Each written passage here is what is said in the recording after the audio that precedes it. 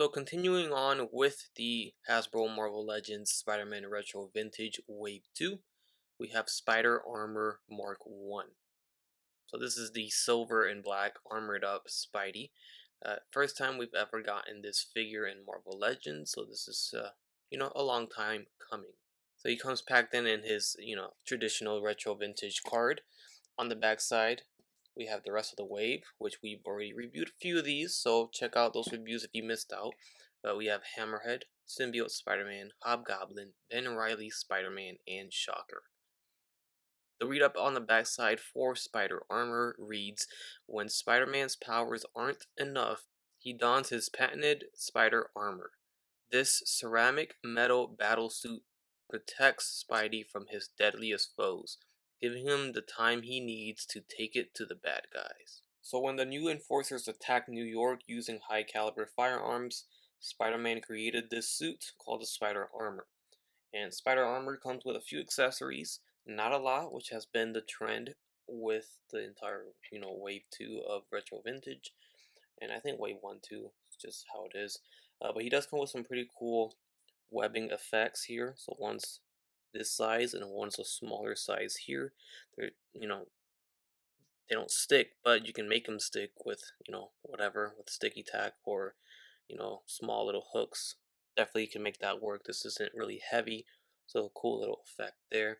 And then his only other set of accessories are an alternate set of hands, which are web shooting posed hands here.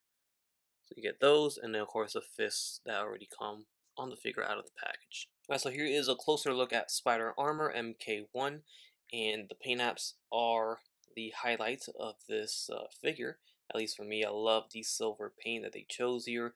Very similar to the silver paint they used for Colossus from that 80th anniversary 2-pack, and also similar to the silver that they used on the Silver Surfer figure. On top of that, we get some very nice sculpted details. All the line work you can see on the face sculpt is pretty darn nice. The eyes came out good, and you can see the sculpt is all the way down. There's his torso, and then even the texture on the thighs there, which is all throughout the black areas of the suit, like the bicep and the ribs there, going down to the knees. And on the backside, you can really pick up all that texture on the black suit. And here's the backside. So overall, it's a clean paint job with the silver too. Thankfully, there's no paint bleeding anywhere, so that came out really nice. Also, if you haven't noticed, we do have pinless elbows and we do have pinless knees. This is a brand new body mold, brand new Spidey sculpt entirely. So the head actually does not have a lot of movement. For Spider-Man, it's a little bit, it leaves a lot to be desired there. I wish it was a little bit more range. He has an armor though, so I guess he would be more limited, right? Head tilting is there. He's on a ball peg, so not the hinge, so he can head tilt all he wants.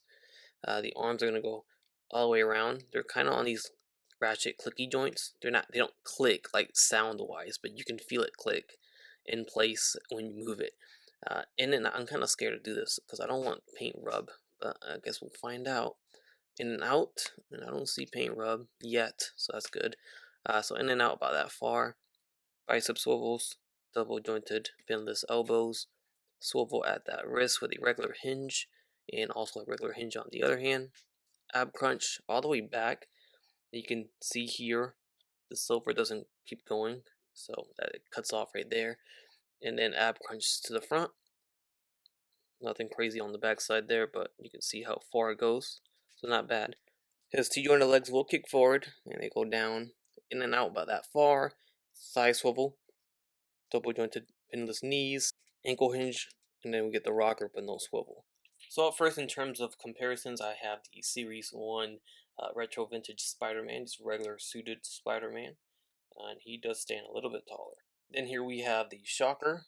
This is from Wave 2. Recently reviewed this one, so check that out.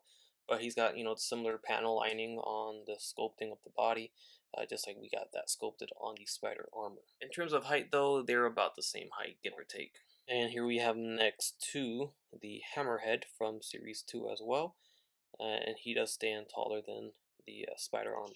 And then here he is standing next to the Hobgoblin from Series 2 as well. And in case you didn't notice, I did add on the spider, whipping hands, just so you guys can see what that looks like on him. So this suit made its first appearance in Web of Spider-Man number 100. That was 1993, so it goes way back. It is a comic book figure, but it's also made an appearance in a lot of video games and other, TV shows. So of course, the animated series from the 90s, that is pretty much what this is based off of. But he actually did make an appearance in the newest PS4 Spider-Man video game for the, of course, PS4 and PS5. But as just like a DLC suit, it's not part of the story or anything, but you can swing around in beautiful 4K graphics in a modern game or modern video game. And it looks gorgeous. The suit looks really, really nice in that game. So I recommend the game itself, but it's cool to go through all the suits that they allow you to in that game. That pretty much does it for this review. Not a lot, but pretty much just straightforward to the point here. It's a good looking figure. I really like the way this came out. It is much needed in our spider armor or spider suit collection now. And the figure came out great for its first its first iteration of the suit in action figure form. I think they pulled it off just fine. I couldn't have asked them to do anything different, except maybe a little bit more range on the head. That's about it. But overall, I'm really happy with the outcome of this, this figure. Overall, solid release. Do recommend this one. So, if you guys enjoyed the video, go ahead and leave a like, comment down below your thoughts, and subscribe if you haven't done so already. As always, guys, have a good day, take care, and I'll catch you on the next one. Bye.